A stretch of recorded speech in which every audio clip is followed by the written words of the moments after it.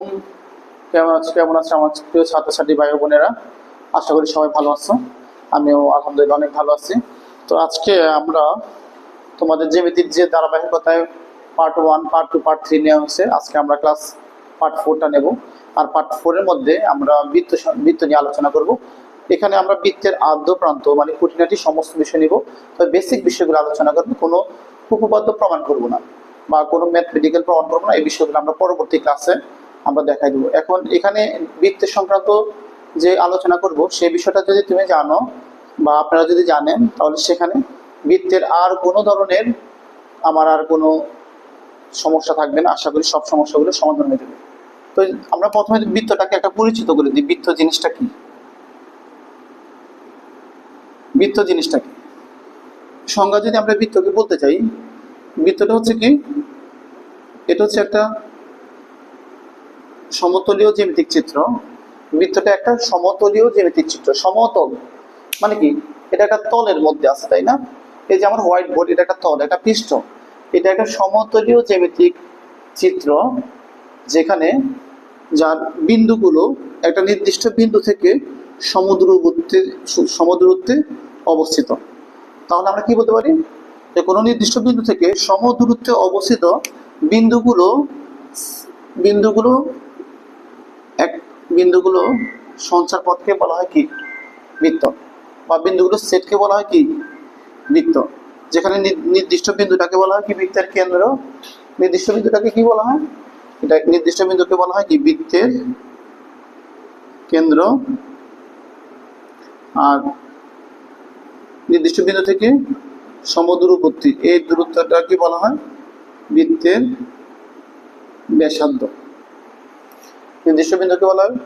আর এই যে পুরো বৃত্তটা, যে পুরো বৃত্তের যে দৈর্ঘ্যটা আছে, এই পুরো বৃত্তের দৈর্ঘ্যটাকে বলা হয় বৃত্তের পরিধি।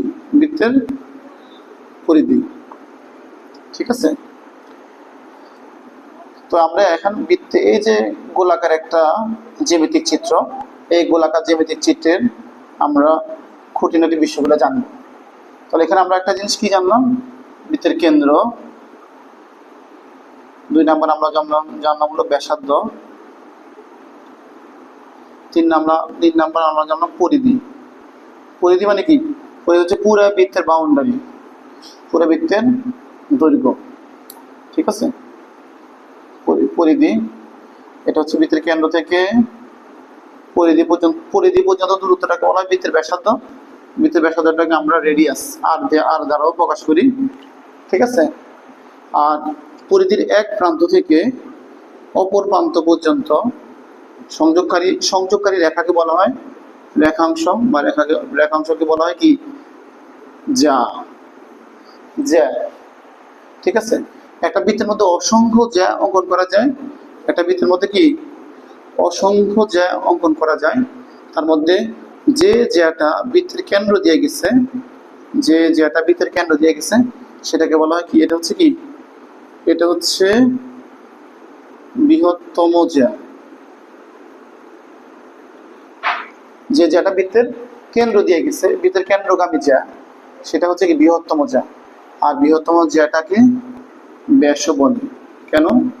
তাহলে আমরা কি দেখতে পাচ্ছি? ব্যাসটা হচ্ছে কি? এখান থেকে এই পর্যন্ত হচ্ছে ব্যাসার্ধ। আর ব্যাসটা হচ্ছে কি? ব্যাসটা হচ্ছে এদিকেও ব্যাসার্ধ। তাহলে ব্যাসটা হচ্ছে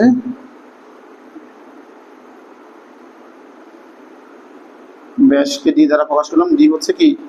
ব্যাসার্ধের দ্বিগুণ, 2r। ব্যাসটা হচ্ছে কি? ব্যাসার্ধের দ্বিগুণ, ঠিক আছে? আচ্ছা, এখন এরপরে হচ্ছে অসংখ্য জ্যা আমরা অঙ্কন করতে পারি। এখন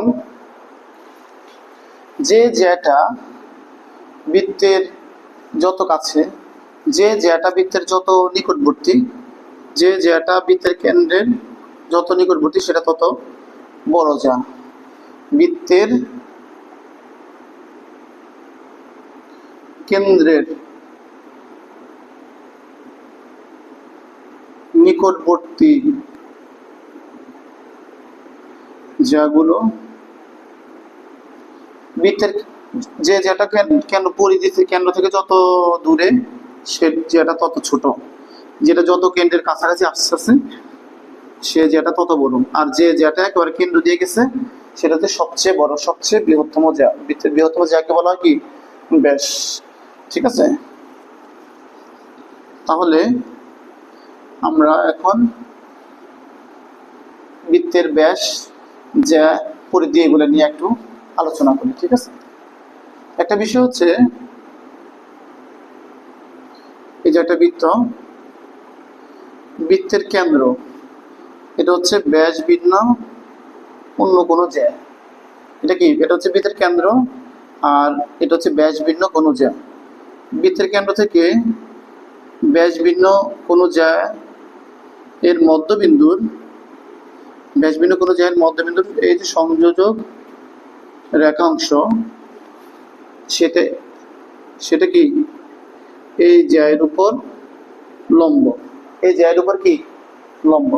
আমরা কি বলছি, বৃত্তের কেন্দ্র ও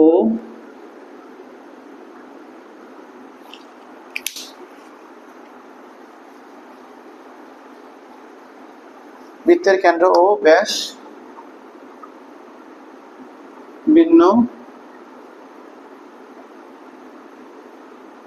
ব্যাস ভিন্ন কোন জ্যায়ের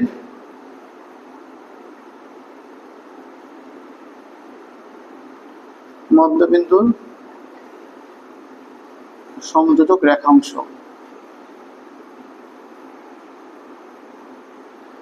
ওই জ্যায়ের উপর লম্ব, ওই জ্যায়ের উপর লম্ব। ঠিক আছে, যদি এটাকে আমরা বৃত্তের কেন্দ্রটাকে ও ধরি, আর জ্যাটা যদি আমরা এ বি ধরি, যদি ও এম ধরি, তাহলে হচ্ছে এটা হচ্ছে বৃত্তের কেন্দ্র ও ব্যাস ভিন্ন কোন জ্যায়ের মধ্যবিন্দুর সংযোগ রেখাংশ, মানে ও এমটা হবে ওই জ্যায়, ওই জ্যায়ের উপর লম্ব। ঠিক আছে, তাহলে বৃত্তের কেন্দ্র থেকে যদি ব্যাস ভিন্ন কোনো জ্যায়ের উপর যদি জ্যায়ের মধ্যবিন্দু যদি সংযোগ রেখাংশ হয়, তাহলে সেটা কি হবে, সেটা অলওয়েজ লম্ব হবে। ঠিক আছে, এটা একটা প্রশ্ন, এটা একটা কথা। আবার আমরা এটাকে অন্যভাবে বলতে পারি যে বৃত্তের কেন্দ্র থেকে ব্যাস ভিন্ন অন্য কোনো জ্যায়ের মধ্যবিন্দু, বৃত্তের কেন্দ্র থেকে ব্যাস ভিন্ন অন্য কোনো জ্যায়ের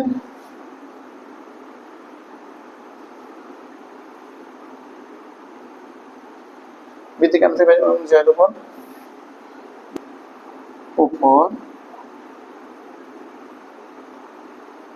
অঙ্কিত লম্ব ওই জ্যাকে সমদ্বিখণ্ডিত করে, ওই জ্যাকে কি সমদ্বিখণ্ডিত করে। বিষয়টা কি, বিষয়টা হচ্ছে এখানে আমরা যে কথাটা বলছি, এই কথাটা আমরা বলছি কি, এখানে বৃত্তের কেন্দ্র ও ব্যাস ভিন্ন কোন জ্যায়ের মধ্যবিন্দুর সংযোগ রেখাংশ, এই যে ও এম, এটা হচ্ছে কি ওই জ্যায়ের উপর লম্ব, এই বির উপর লম্ব, ও এমটা হচ্ছে এই বির উপর লম্ব। আর এখানে কি বলছে, বৃত্তের কেন্দ্র থেকে ব্যাস ভিন্ন অন্য কোন জ্যায়ের উপর অঙ্কিত লম্ব, এই যে ও এমটা, এই যে কি এটা হচ্ছে, এই বি হচ্ছে ব্যাস ভিন্ন অন্য কোন জ্যা, তার উপর অঙ্কিত লম্ব, ও এমটা কি এই বির উপর অঙ্কিত লম্ব, এটা কি ওই জ্যাকে সমদ্বিখণ্ডিত করে। তার মানে হচ্ছে ও এমটা এ বি কে সমদ্বিখণ্ডিত, তার মানে হচ্ছে এ এম আর বি এমটা কি হয়ে যায়, সমান হয়ে যায়, এ এম এবং বি এমটা সমান হয়ে যায়। দ্যাট মিনস এটা কিন্তু একটা আরেকটা বিপরীত কথা বলছে, তাই না? এটা একটা কি কথা বলছে, বিপরীত কথা বলছে। তো এই কথাটা, এটা থেকে আমরা কিন্তু বিভিন্ন ধরনের এমসিকিউ গুলা সামনে করবো ইনশাল্লাহ। ঠিক আছে, এখন আমরা শুধুমাত্র জ্যামিতির বেসিক কথাগুলো বলে যেতেছি। আচ্ছা,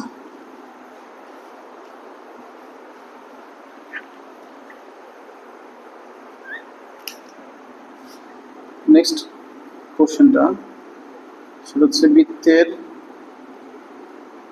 এটা একটা বৃত্ত,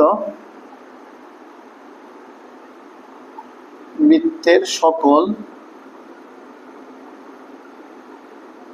সমান যা কেন্দ্র থেকে সমদূরবর্তী।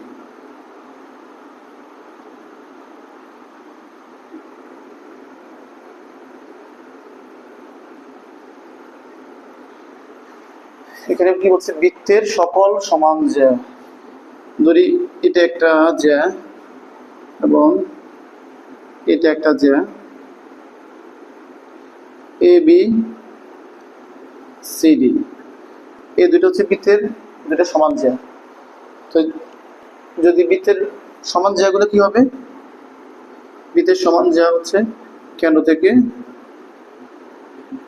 সমুদ্রবর্তী হবে। যদি A B R C D দুইটা যদি বৃত্তের সমান জ্যা হয়, তাহলে এটা যদি ও হয়, আমি ও থেকে এ বির উপর এবং ও থেকে সি ডির উপর যদি লম্ব টানি, ও ই ও এফ, তাহলে ও ই এবং ও এফটা সমান। মানে কেন্দ্র থেকে ও থেকে এ বি এবং সি ডি সমান দূরত্বে অবস্থিত। বৃত্তের সকল সমান জ্যা, সকল সমান জ্যা, এখানে আমি দুইটা দিয়ে দেখাইলাম। যতগুলা জ্যা বৃত্তের থেকে সমান জ্যা হবে, তারা সবাই কেন্দ্র থেকে কি সমান দূরত্বে থাকবে, এটা একটা কথা। আর একটা হচ্ছে বৃত্তের কেন্দ্র থেকে সমুদ্রবর্তী সকল জ্যা, বৃত্তের কেন্দ্র থেকে সমুদ্রবর্তী সকল জ্যা পরস্পর সমান। যদি কেন্দ্র থেকে যদি একই দূরত্বে থাকে জ্যাগুলা, বৃত্তের কেন্দ্র থেকে সমুদ্রবর্তী সকল জ্যাগুলা কি পরস্পর সমান। মানে এটা যে কথা বলছে এটা তার বিপরীত। যদি এরকম হয় যে ও ই আর ও এফ যদি সমান হয়, মানে কেন্দ্র থেকে যদি এ বি এবং সি ডি জ্যা দুটো যদি সমান দূরত্বে থাকে, তাহলে আমরা কি লিখতে পারবো, তাহলে আমরা এই জ্যা দুটাকে সমান লিখতে পারবো। তাহলে আমরা কি লিখতে পারবো, যে এ বি এবং সি ডি জ্যা দুটা কি সমান লিখতে পারবো। ঠিক আছে, তো আমাদের এটা একটা কথা, এটা একটা কথা, দুইটা একটা বিপরীত কথা বলছে। ঠিক আছে, আর আমরা কি বলছিলাম, এরপরে আমরা আরো কথা বলছিলাম যে যে জ্যাটা বৃত্তের নিকটবর্তী, সে জ্যাটা কি, ধরে এখানে দুইটা জ্যা, একটা জ্যা হচ্ছে এখানে আছে, এখানে হচ্ছে, এটা হচ্ছে কেন্দ্র, আর একটা জ্যা হচ্ছে এখানে আছে। তাহলে যে জ্যাটা বৃত্তের কেন্দ্রের নিকটবর্তী, সে যেটা নিকটবর্তী জ্যা কাছে আছে, সে জ্যাটা কি হবে বৃহত্তম, আর থেকে যেটা দূরে আছে, যেটা কি এটা কি, তার মানে হচ্ছে কি, এটাকে আমরা আরেকভাবে বলতে পারি যে বৃত্তের বৃহত্তম মানে বড় জ্যাটা কেন্দ্রের নিকটবর্তী হয়, বড় জ্যাটা কি কেন্দ্রের নিকটবর্তী হয়। তার সাথে আমরা এখানে আরেকটা যেটা বলছিলাম যে ব্যাসের কথা, ব্যাসটা যেহেতু একেবারে কেন্দ্র দিয়ে গেছে, এই জন্য আমরা বলি কি বৃত্তের ব্যাসকে বৃহত্তম জ্যা বলে। বৃত্তের ব্যাস হচ্ছে কি বৃহত্তম জ্যা, যেহেতু এটা একেবারে কি বৃত্তের কেন্দ্র দিয়ে গেছে, তাই না, বৃত্তের কেন্দ্র দিয়ে অতিক্রান্ত জ্যা। ঠিক আছে, এটা হচ্ছে কি বৃহত্তম জ্যা। তাহলে আমাদের যে ব্যাস, জ্যা, কেন্দ্র, ব্যাসার্ধ এই সংক্রান্ত কথাগুলো হয়েছে। এরপর হচ্ছে আমাদের হচ্ছে চাপ নিয়ে কথা। ঠিক আছে, বৃত্তচাপ, চাপ বা আমরা এটাকে সংক্ষেপে চাপটা আমরা কি বলি, আর্ক। এই যে একটা বৃত্ত, এই বৃত্তটাকে আমরা যদি একটা অংশে যদি ভাগ করে ফেলি, একটা যদি এই বৃত্তটাকে যদি আমরা কেটে দুই ভাগ করে ফেলি, এই বৃত্তটার মধ্যে দুইটা অংশ সৃষ্টি হবে। এদিকে একটা অংশ সৃষ্টি হবে, এদিকে একটা অংশ সৃষ্টি হবে, আর এদিকে বৃত্তটার আরেকটা অংশ সৃষ্টি হবে। এদিকে বৃত্তটা কি আরেকটা অংশ সৃষ্টি হবে। তাহলে বৃত্তের পরিধির এই অংশটুকু হচ্ছে একটা চাপ, পরিধির এই অংশটুকু হচ্ছে আরেকটা চাপ, তাই না। এখন এটা হচ্ছে কি ছোট লেন্থের একটা চাপ। চাপ যদি ছোট হয় তাহলে আমরা এটাকে বলি যে উপচাপ। উপচাপ। আর চাপ যদি বড় হয় তখন আমরা এটাকে বলি কি? অধিচাপ। চাপ বড় হলে এটা কি? উপচাপ। চাপ ছোট হলে উপচাপ, আর চাপ বড় হলে অধিচাপ। যদি উপচাপে, এখন উপচাপের অন্তর্লিখিত উপচাপের মধ্যে যদি আমরা একটা কোণ তৈরি করি, উপচাপে অন্তর্লিখিত কোণ,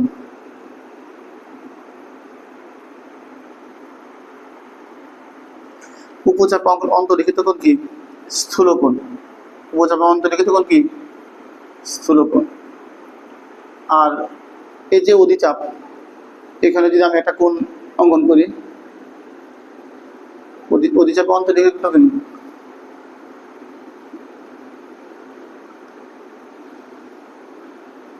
অধিচাপে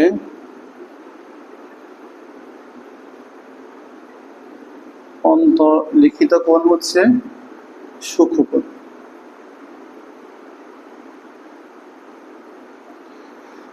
তো এখানে আমরা কি দেখতেছি, যে চাপ যদি ছোট হয় তাহলে কোণটা হচ্ছে বড়, আর চাপ যদি বড় হয় তাহলে কোণটা কি? কোণটা হচ্ছে কি? ছোট, সূক্ষ্মকোণ। ঠিক আছে?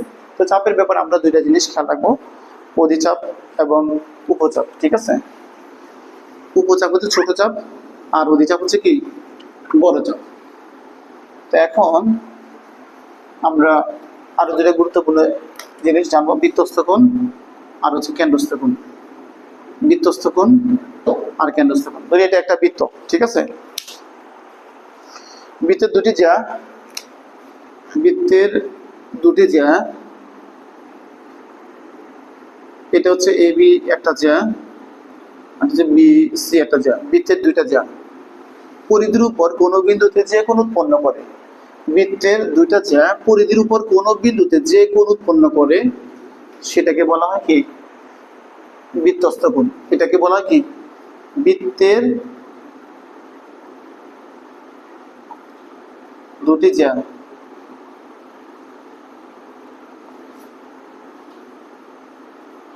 পরিধির উপর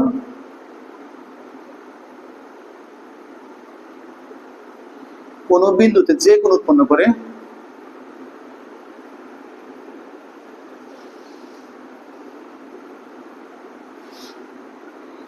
সেটাকে বলা হয় কি? যে কোণ উৎপন্ন করে তাকে বলা হয় কি? বৃত্তস্থ কোণ। তাকে বলা হয় কি? বৃত্তস্থ কোণ। এটাকে বলা হয় বৃত্তস্থ কোণ। আর আরেকটা জিনিস হচ্ছে কেন্দ্রস্থ কোণ। সাপোজ এটা হচ্ছে একটা বৃত্ত, এটা হচ্ছে বৃত্তের কেন্দ্র, এটা কি? বৃত্তের কেন্দ্র। বৃত্তের কেন্দ্র হচ্ছে ও, হচ্ছে এ ও বি। কেন্দ্রের মধ্যে যে কোণ উৎপন্ন করে তাকে বলে কি? কেন্দ্রতে যে কোনো বৃত্তের একই চাপ কোনো কোণের শীর্ষ, কোনো কোণের শীর্ষ কেন্দ্রে যে কোণ উৎপন্ন করে তাকে বলা হয় কি? কোনো কোণের শীর্ষ, কোনো কোণের কি? শীর্ষবিন্দু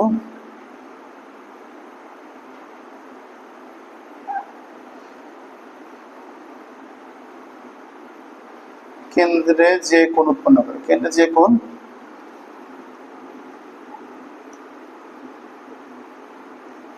কোন কোণের শীর্ষবিন্দু কেন্দ্রে যে কোণ উৎপন্ন করে তাকে বলা হয় কি?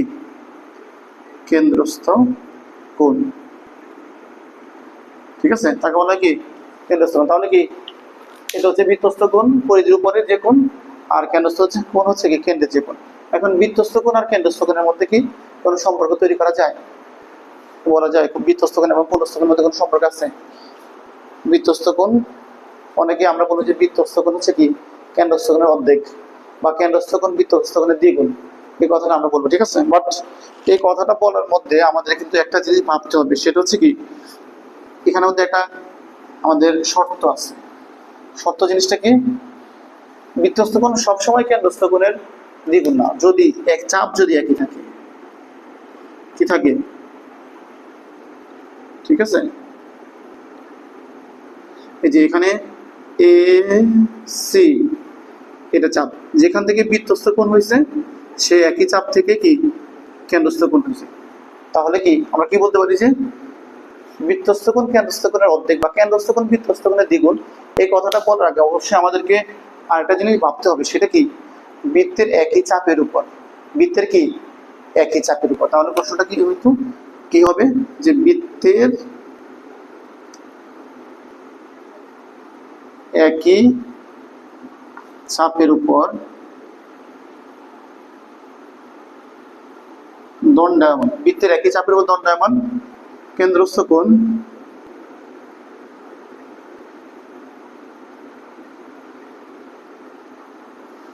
বৃত্তস্থ কোণের দ্বিগুণ। এই কথাটা আমরা বলতে পারি, অথবা আমরা বলতে পারি কি, যে বৃত্তস্থ কোণ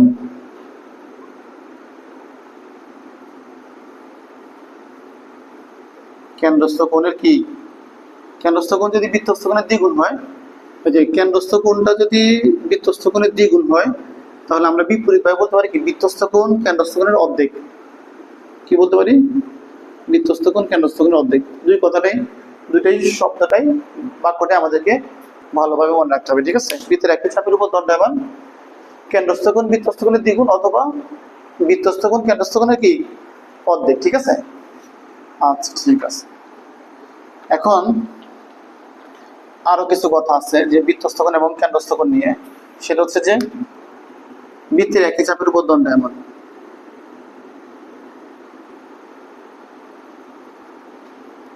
বৃত্তের একই চাপের উপর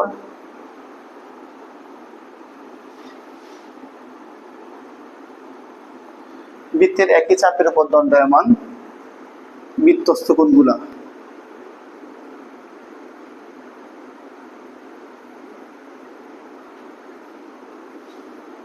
পরস্পর সমান। এই যে চাপ যদি একই থাকে, তাহলে বৃত্তস্থ কোণগুলো পরস্পর সমান। এটাকে আমরা কিভাবে দেখাতে পারি? যে এটা একটা বৃত্তস্থ কোণ, তাহলে এই দিক থেকে যদি আমি আবার বৃত্তস্থ কোণ একটা ড্র করি, তাহলে এটা একটা বৃত্তস্থ কোণ, এটা হচ্ছে এ বি সি, এটা হচ্ছে এ ডি সি। এখন আমি যদি আরো বৃত্তস্থ কোণ যদি ড্র করি, এটা একটা বৃত্তস্থ কোণ। মানে চাপ যদি একই থাকে, তাহলে বৃত্তের একই চাপের উপর দণ্ডায়মান বৃত্তস্থ কোণগুলো পরস্পর সমান। বৃত্তস্থ কোণগুলো কি, পরস্পর সমান। তারপরে এখানে কি হচ্ছে, এ বি সি ইকুয়াল টু হচ্ছে এ বি সি ইকুয়াল টু হচ্ছে এ এ বি সি। বৃত্তস্থ কোণগুলো কি পরস্পর সমান, ঠিক আছে? এই কথাগুলো আমরা একটু ভালোভাবে খেয়াল রাখতে হবে। আর আরেকটা প্রশ্ন এখান থেকে আমরা দেখতে পারি, সেটা হচ্ছে অর্ধবৃত্তস্থ কোণ এক সমকোণ। কি? অর্ধবৃত্তস্থ কোণ এক সমকোণ, ঠিক আছে? এটা হচ্ছে বৃত্তের কেন্দ্র। এখান থেকে যদি বৃত্তের কেন্দ্র দিয়ে যে রেখাটা গেছে, যে জ্যাটা গেছে, সেটার নাম কি, ব্যাস, তাই না? এখন এই ব্যাসটা এটাকে, বৃত্তটাকে দুইটা ভাগে ভাগ করে ফেলছে। এটা হচ্ছে অর্ধবৃত্ত।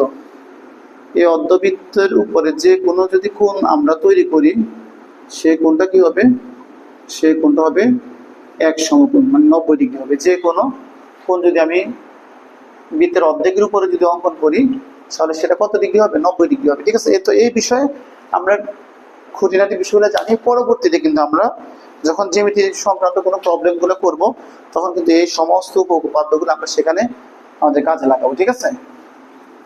আমাদের নলেজগুলোকে কাজে লাগে, সেই বেসিকের সবগুলো পার্ট আমরা ইনশাআল্লাহ শেষ করব, ঠিক আছে?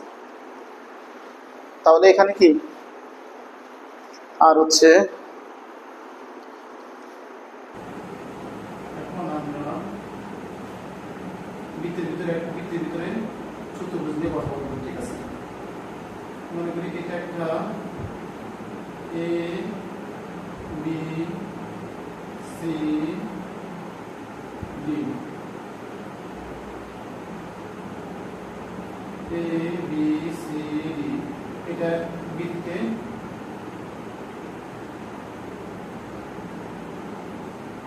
অন্তর্লিখিত চতুর্ভুজ। দেখি বৃত্ত অন্তর্লিখিত চতুর্ভুজ। বৃত্ত অন্তর্লিখিত চতুর্ভুজ বলতে কি বোঝায়? বৃত্ত অন্তর্লিখিত চতুর্ভুজ বলতে বোঝায় যে চতুর্ভুজটার শীর্ষবিন্দুগুলো বৃত্তের পরিধির উপরে আছে, এ বি সি ডি, এই যে শীর্ষবিন্দুগুলো সবগুলো কি বৃত্তের উপরে আছে, তাহলে সেই চতুর্ভুজটাকে বলা হয় কি বৃত্তের অন্তর্লিখিত চতুর্ভুজ। ঠিক আছে, এখন বৃত্তের অন্তর্লিখিত চতুর্ভুজের ব্যাপারে কি আছে, যে বৃত্তের অন্তর্লিখিত চতুর্ভুজের ব্যাপারে একটা কথা আছে, সেটা হচ্ছে যে বিপরীত দুই কোণের সমষ্টি হচ্ছে, বিপরীত দুই কোণের সমষ্টি হচ্ছে দুই সমকোণ 180 ডিগ্রি। ঠিক আছে, কারণ A B C, A B C, আবার A D C, A D C, এটা কি 180 ডিগ্রি বা দুই সমকোণ। আবার একইভাবে এটাও তো বিপরীত আছে, তাই না? B A D, B A D, আবার বি সি ডি, এটাও তো বিপরীত আছে, এটাও কত 180 ডিগ্রি, দুই সমকোণ। ঠিক আছে, তো বৃত্তের অন্তর্লিখিত চতুর্ভুজের যে কোনো বিপরীত দুই কোণের সমষ্টি, যে কোনো দুই বিপরীত দুই কোণের সমষ্টি কত, দুই সমকোণ। এটা হচ্ছে কি আমাদের একটা বৃত্তের অন্তর্লিখিত চতুর্ভুজের বিষয়, এটা আমাদেরকে একটু মনে রাখতে হবে। আবার আরেকটা কথা হচ্ছে, বৃত্তের অন্তর্লিখিত চতুর্ভুজ, যদি কোনো চতুর্ভুজের দুইটা বিপরীত কোণ, কোনো চতুর্ভুজের দুইটা বিপরীত কোণ যদি সম্পূরক হয়, কোনো চতুর্ভুজের দুইটা বিপরীত কোণ, কোনো চতুর্ভুজে দুইটি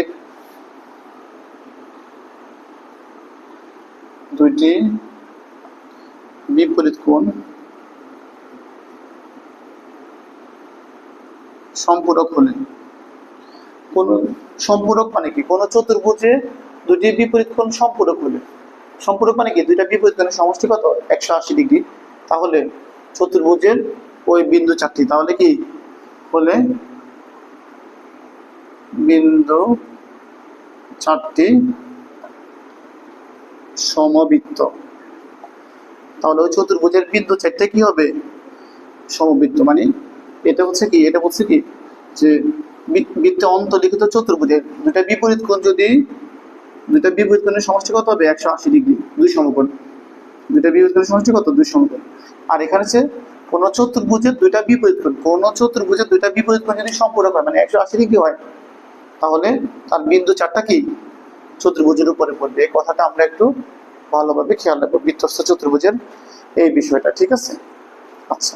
আর আরেকটা জিনিস, সেটা হচ্ছে যে বৃত্তস্থ চতুর্ভুজের ভিতরে যদি আমরা কোনো সামান্তরিক অঙ্কন করি, কি অঙ্কন করি, যদি বৃত্তের ভিতরে যদি আমরা কোনো একটা সামান্তরিক অঙ্কন করি, তাহলে সেটা কি হবে, সেটা আয়তন, মানে বৃত্তের ভিতরে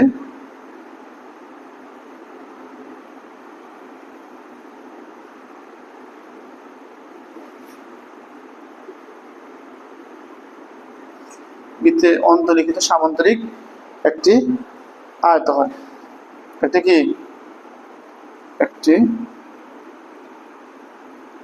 আয়তক্ষেত্র। এই কথাটা আমরা যদি আমরা বৃত্তের ভিতরে যদি একটা সামান্তরিক অঙ্কন করি, তাহলে সেই সামান্তরিকটা কি হবে, একটা আয়তক্ষেত্র হবে, সেই সামান্তরিকটা কি হবে, একটা আয়তক্ষেত্র। ঠিক আছে, এই কথাটা আমরা এগুলো আমরা একটু মনে রাখবো। হ্যাঁ, ঠিক আছে।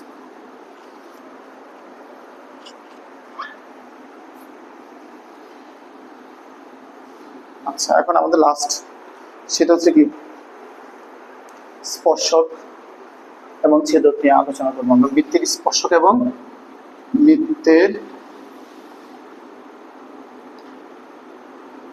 স্পর্শক ও ছেদক। আচ্ছা, এই যে বৃত্তটা, এই রেখাটা কি বৃত্তকে স্পর্শ করছে? না, স্পর্শ করেনি, এটা বৃত্তটার বাহিরে দিয়ে গেছে। এই রেখাটা কি বৃত্তকে স্পর্শ করছে? হ্যাঁ, স্পর্শ করছে, এখানে বৃত্তটাকে স্পর্শ করছে। এই রেখাটা কি বৃত্তকে স্পর্শ করছে? হ্যাঁ, বৃত্তকে স্পর্শ করেনি, এখানে ছেদ করছে। এখানে স্পর্শ করে নেই, ছেদও করে নেই, এখানে স্পর্শ করছে। একটা রেখা একটা বৃত্তকে একটা মাত্র বিন্দুতে, কেবল একটা মাত্র বিন্দুতে স্পর্শ করে।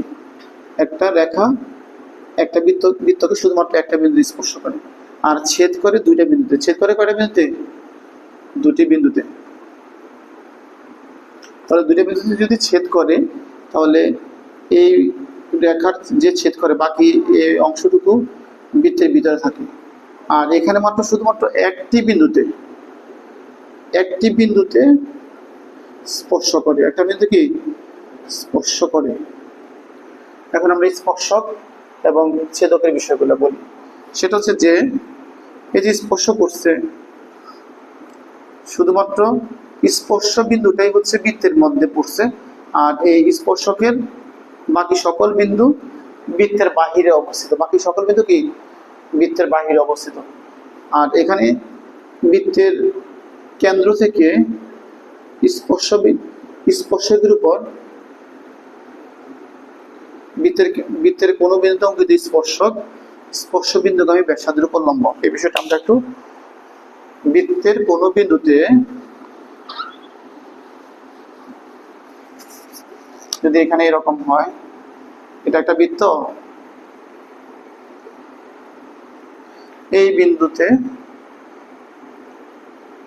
স্পর্শ করছে, কি বিন্দুতে স্পর্শ করছে? পি বিন্দুতে। আর এটা হচ্ছে কি বৃত্তের কেন্দ্র। বৃত্তের কোনো বিন্দুতে অঙ্কিত স্পর্শ বিন্দুগামী ব্যাসার্ধ, এটা হচ্ছে ও পি। এটা হচ্ছে কি, এটা হচ্ছে স্পর্শ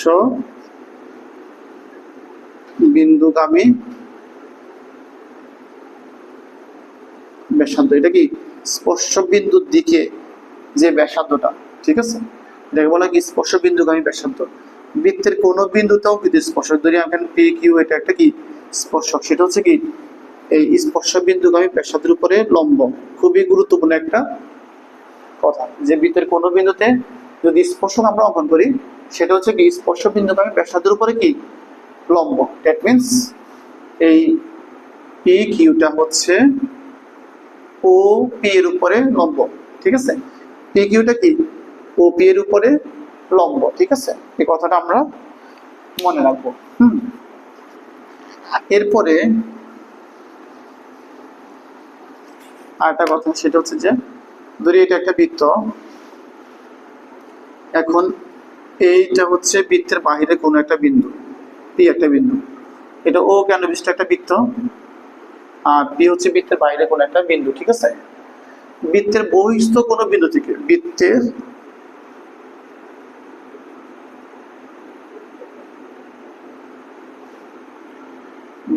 বহিস্থ কোনো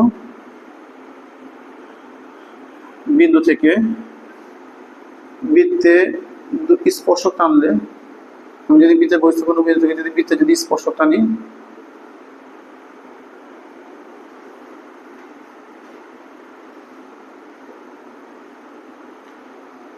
এ বি, বৃত্তের বহিস্থ কোনো বিন্দু থেকে বৃত্তে থেকে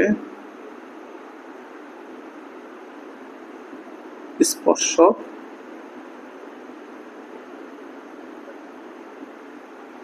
ওই বিন্দু থেকে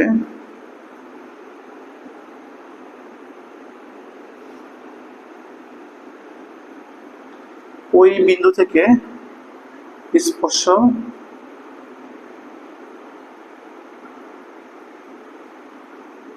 বিন্দু দ্বয়ের দূরত্ব কি সমান, ঠিক আছে। তার মানে কি বৃত্তের বহিস্থ কোনো বিন্দু পি, সেখান থেকে যদি আমরা বৃত্তে স্পর্শক টানি, বৃত্তে কি স্পর্শক টানলে একটা কি পি এ আর একটা পি বি, আমাদেরকে বলছে যে বৃত্তের বহিস্থ কোনো বিন্দু থেকে বৃত্তে স্পর্শক টানলে ওই বিন্দু থেকে স্পর্শ বিন্দু দ্বয়ের দূরত্ব সমান, মানে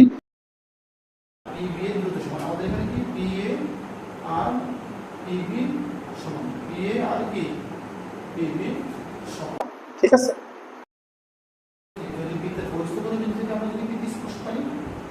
টানা যায় তাহলে এই স্পর্শক বিন্দু থেকে বহিস্থ বিন্দুর দূরত্ব কি সমান, ঠিক আছে। আর বৃত্তের কোন বিন্দু কাটে স্পর্শক টানা যায়, বৃত্তের কোন বিন্দুতে মাত্র একটা স্পর্শক টানা যায়। এখানে বৃত্তের বহিস্থ কোন বিন্দু কি দুইটা স্পর্শক টানছে, ঠিক আছে।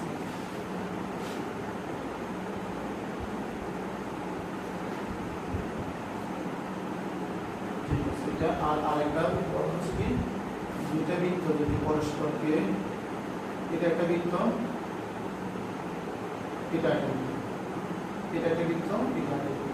দুইটা বৃত্ত যদি পরস্পরকে বহিঃ স্পর্শ করে, স্পর্শ দুই রকম, একটা হচ্ছে বাহিরে স্পর্শ করতে পারে, আবার দুইটা বৃত্ত পরস্পরকে কি করতে পারে, অন্তরে স্পর্শ করতে পারে। দুইটা বৃত্ত পরস্পরকে কি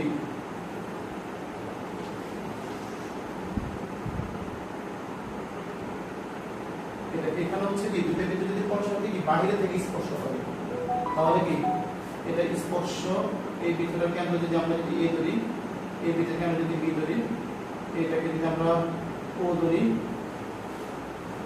তাহলে কি ও এ ও বি, মানে এ ও বি, এটা কি সমরেখা, এটা কি সমরেখা, মানে এটা হচ্ছে এ ও বি একই রেখা বরাবর, একই রেখা বরাবর, ঠিক আছে।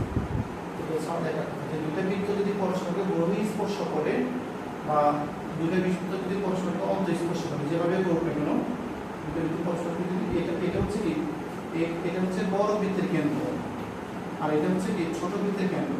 দুইটা বৃত্ত যদি পরস্পরকে বহিঃ স্পর্শ করে, তাহলে কি কেন্দ্রদ্বয় এবং স্পর্শ বিন্দু সমরেখা, তাহলে কেন্দ্রদ্বয় এবং স্পর্শ বিন্দু কি সমরেখা, এটা একটা কথা। আর আরেকটা কথা হচ্ছে যে দুটো বৃত্ত যদি পরস্পরকে বহিঃ স্পর্শ করে, তাহলে তাদের কেন্দ্রদ্বয়ের দূরত্ব হবে, তাদের কেন্দ্রদ্বয়ের দূরত্ব হবে কি ব্যাসার্ধ দুইটার যোগফলের সমান। কেন্দ্রদ্বয়ের দূরত্ব কি এবি, এবি কিন্তু কি ব্যাসার্ধ দুইটার যোগফলের সমান। আর দুটো বৃত্ত যদি পরস্পরকে অন্তঃস্পর্শ করে, ধরি এটা হচ্ছে বড় বৃত্তের ব্যাসার্ধ আর এটা হচ্ছে ছোট বৃত্তের ব্যাসার্ধ, যদি অন্তঃস্পর্শ করে কেন্দ্র দুটো দূরত্ব কি, এটা হচ্ছে কেন্দ্র দুটো দূরত্ব এই কেন্দ্রটা হচ্ছে বি, তাহলে এবি হবে কি r1 মাইনাস r2 হবে a, ঠিক আছে। এটা হচ্ছে কি যদি বহিঃ স্পর্শ করে, আর এটা হচ্ছে কি যদি অন্তঃস্পর্শ করে। কথাটা মনে থাকবে যে দুটো বৃত্ত যদি পরস্পরকে বাহিরে থেকে স্পর্শটা একটা বিন্দুতে, তাহলে তাদের কেন্দ্র দুটো দূরত্ব এ বি হবে এই দুটো বৃত্তের ব্যাসার্ধের সমষ্টির সমান। আর দুটো বৃত্ত যদি পরস্পরকে কি অন্তঃস্পর্শ করে, তাহলে কি তাদের কেন্দ্র দুটো দূরত্ব কি হবে, তাদের কেন্দ্র দুটো দূরত্ব হবে তাদের ব্যাসার্ধের বিয়োগফলের সমান, তাদের ব্যাসার্ধের কি বিয়োগফলের সমান, ঠিক আছে। আর একটা কথা যে দুটো বৃত্ত পরস্পরকে বহিঃ স্পর্শ করলে, তাহলে কি তাদের স্পর্শ বিন্দু ছাড়া বৃত্তের বাকি অংশ বাইরে, বৃত্তের বাইরে আছে। আর দুটো বৃত্ত যদি পরস্পরকে অন্তঃস্পর্শ করে, তাহলে ছোট বৃত্তটা স্পর্শ বিন্দু ছাড়া ছোট বৃত্তটার বাকি অংশটুকু বড় বৃত্তের ভিতরে থাকবে, বড় বৃত্তটা কি ভিতরে থাকবে, ঠিক আছে। তো এই বিষয়গুলা আমাদের বৃত্তের মোটামুটি খুঁটিনাটি বিষয়।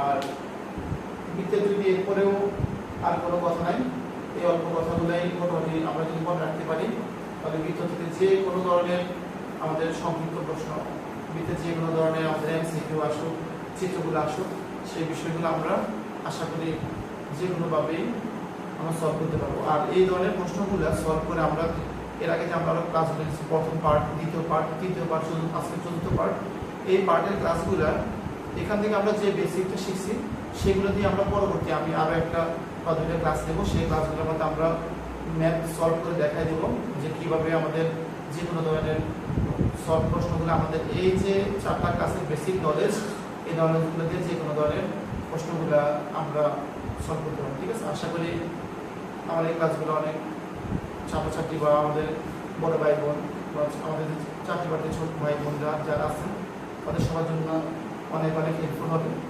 আর কোনো কিছু লাগবে না। এরপরে আমার পরবর্তী আমি আর একটা ক্লাস ম্যাথ সলভ নিয়ে করবো। ম্যাথ সলভ বলতে বিভিন্ন ধরনের এমসিকিউগুলো যেগুলো আসে সেগুলো সলভ দিয়ে দেখা দিব। আশা করি যে কোনো পরীক্ষার মধ্যে অনেক বেশি কাজে লাগবে। সবাইকে অসংখ্য ধন্যবাদ আর সবার অনেক শুভকামনা। এখান থেকে আজকে বিদায় জানাচ্ছি। আসসালামু আলাইকুম।